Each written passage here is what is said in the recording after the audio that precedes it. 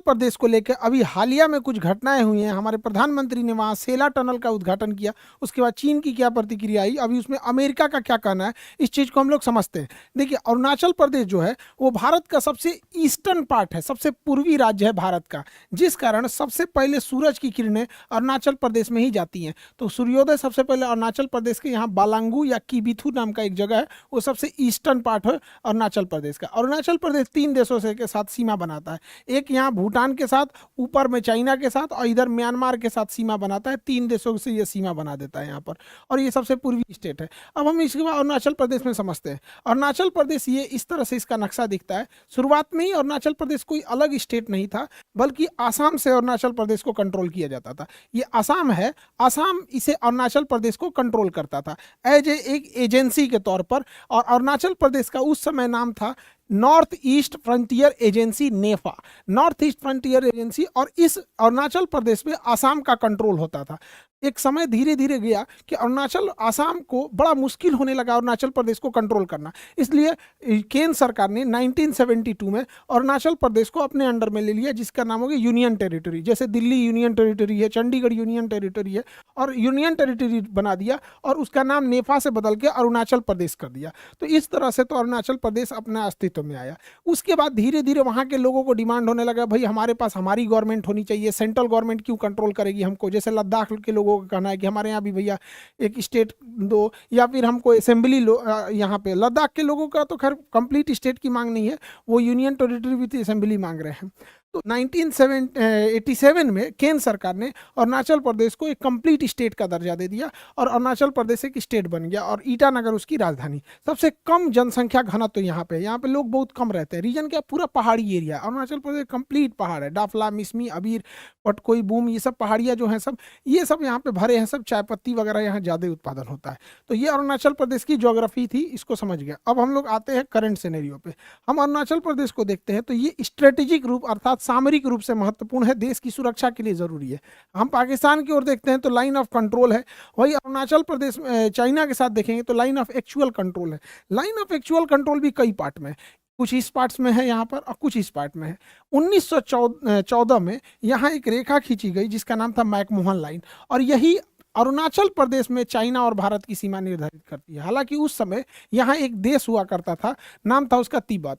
तो यह रेखा तिब्बत के साथ खींची गई थी। बाद में चाइना ने 1959 में तिब्बत पे कब्जा कर लिया, तिब्बत पे कब्जा कर लिया। उसके बाद चाइना कहता है कि तिब्बत के साथ साथ अरुणाचल प्रदेश दक्षिणी तिब्बत है। तो भारत को बोलना चाहिए कि भैया तिब्बत ही तुम्हारा नहीं है, जब बेटा तुम्हारा नहीं तो तुम पोता पे क्लेम कैसे कर सकते हो। तो तिब्बत ही तुम्हारा नहीं है तो तुम कैसे कह सकते हो कि दक्षिणी तिब्बत, साउदर्न तिब्बत अरुणाचल प्रदेश है। लेकिन हम लोग चाइना के मैटर पे मोए मोए हो जाते हैं, लोग यहाँ पे गड़बड़ा जाता है, बोल ही नहीं पाते हैं लोग। तो भारत कहता है कि अरुणाचल प्रदेश हमारा नहीं, अरे उसको छोड़ो, अरुणाचल प्रदेश किसका है नहीं, तिब्बत तुम्हारा नहीं है यहाँ पर। तो चाइना का कहना है कि ये दक्षिणी तिब्बत है, हम लोग का कहना है नहीं भैया मैकमोहन लाइन के तुम उस पार जाओ। बार बार चाइना इधर एग्रेशन दिखाता है, कुछ कुछ एरिया पे कब्जा करते हुए चला जाता है। हालांकि भारत सरकार अभी काफी सजग हुई है। 1962 के साइनो इंडिया वार, चाइनीज को साइनो भी बोला जाता है, जिस तरह पाकिस्तानियों को प्यार से आतंकवादी बोला जाता है और आयरलैंड वाले को आयरिश बोला जाता है, उसी तरह से चाइना वाले को साइनो बोला जाता है। तो साइनो इंडिया वार 1962 में हम लोग बड़ा बुरी तरह से हार गए थे चाइना से। उसी समय चाइना ने हमारा ये एरिया कब्जा कर लिया जिसका नाम है अक्साई चीन। तो चाइना ने ये एरिया को कब्जा कर लिया, अक्साई चीन को।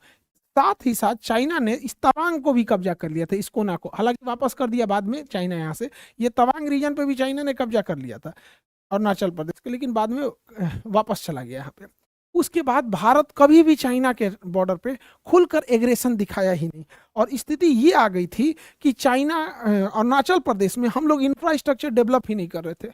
और हमारे एक पहले मनमोहन सिंह के समय रक्षा मंत्री होते थे ए के एंटनी, उनका कहना था कि हम लोग इसलिए यहाँ सड़कें अच्छी नहीं बताते कि चाइना आ जाएगा। अब सोचिए कि हमारे रक्षा मंत्री इस तरह का बयान देने लगेंगे कि सड़कें अच्छी रहेंगी तो चाइना घुस जाएगा, फिर उस तरह से तो फिर दिल्ली उल्ली में भी कहीं आ गया कोई आक्रमणकारी तो फिर वहां पे भी तो हम लोग को दिक्कत आने लगेगा।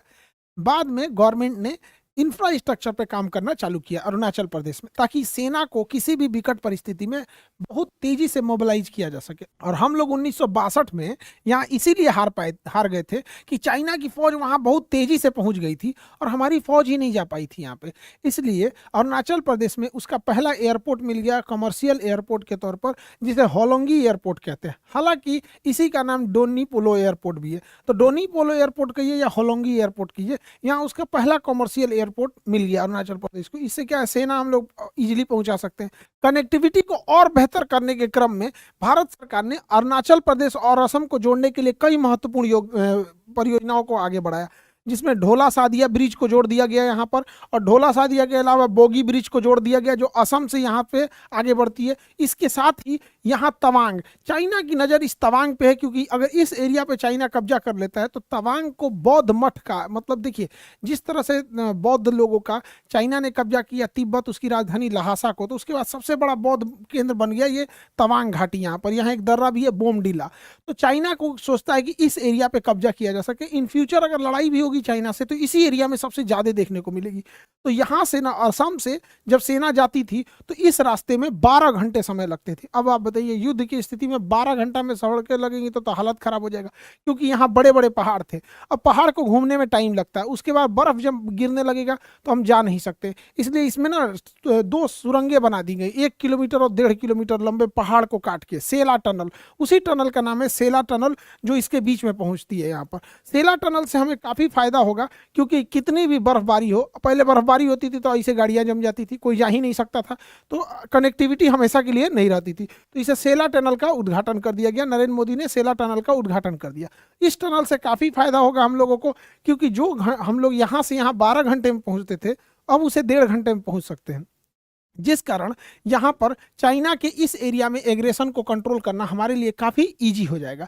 इसके अलावे सरकार ने और बेहतर कनेक्टिविटी बनाने के लिए चाइना के पास 44,000 करोड़ रुपए के सड़क परियोजनाओं को मंजूरी दे दिया।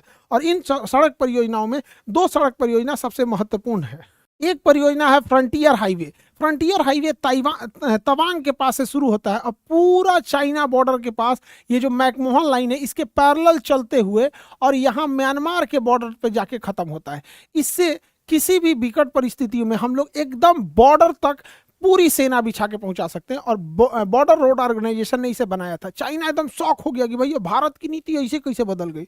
इसके अलावे अरुणाचल प्रदेश में एक इंटर कनेक्टिविटी हाईवे और बनाया गया इसी तवांग के पास से यहाँ ले आके, और ये बीच बीच से ले आया जाएगा यहाँ पर, और इस हाईवे को यहाँ ले गए लोग।